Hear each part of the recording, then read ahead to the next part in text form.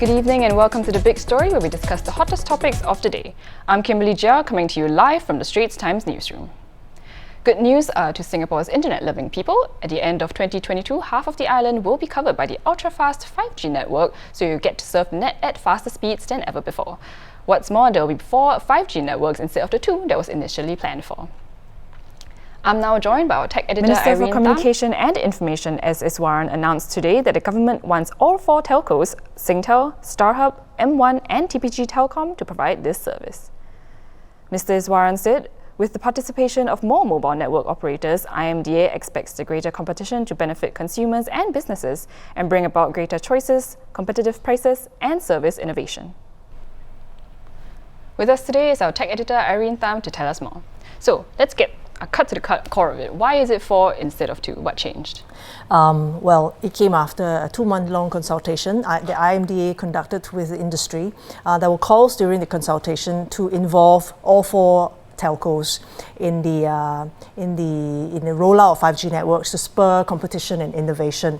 So IMDA basically heeded those calls, and but there are limited 5G airwaves that can provide island-wide reach, and IMDA cannot allow for more than 2 nationwide networks, 5G networks in Singapore. So the alternative then is to give out smaller, more licenses and more of another type of airwaves called millimeter airwaves to allow for smaller 5G networks that are localized in an area and not nationwide. So none of the 4 telcos will be left out in Singapore's 5G journey. I see. So what are some of the benefits of this? Well, the immediate benefits will be for industrial needs, for example, in smart port management and in smart factories where cranes and driverless vehicles can be remotely controlled to load and unload shipping containers round the clock. So these are some of the industrial applications that can be rolled out immediately using millimeter waves implementations. The millimeter airwaves are in abundance, and there's no need to fight for it. And 5G networks built on these can be rolled out as quickly as next year.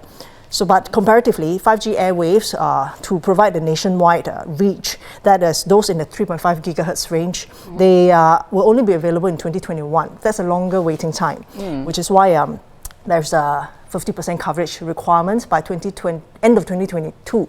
So it's a longer waiting time. So the immediate benefits will be to use millimeter airwaves to roll out industrial, smaller 5G networks for industrial applications. I see. So I'm sure this is a question that's on everyone's mind, right? How exactly is Huawei going to be involved in this project? Right.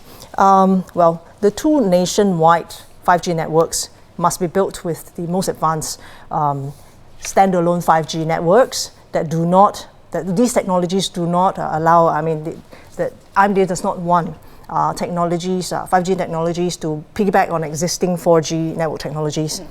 This is to make sure to allow the network to realize its full benefits, which is faster serving, then more number of devices can be connected to the network, as well as a special feature called network slicing that allows mission-critical applications to be isolated and be given enough bandwidth so there's no lag. For example, we're talking about the navigation of driverless cars, for example. Okay. You can't have lag in those navigation Just controls. Get lost. Yes, that's right. A few seconds or milliseconds can be life or death.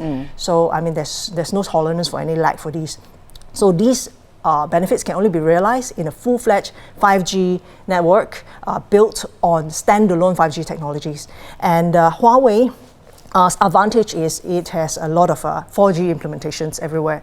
And its advantage is, well, it has a software upgrade to 5G, but it does not allow you to, because these are not standalone implementations, it does not allow you to realize the full benefits of 5G. Okay. So the smaller networks can be done using software upgrade, and Huawei can play a part.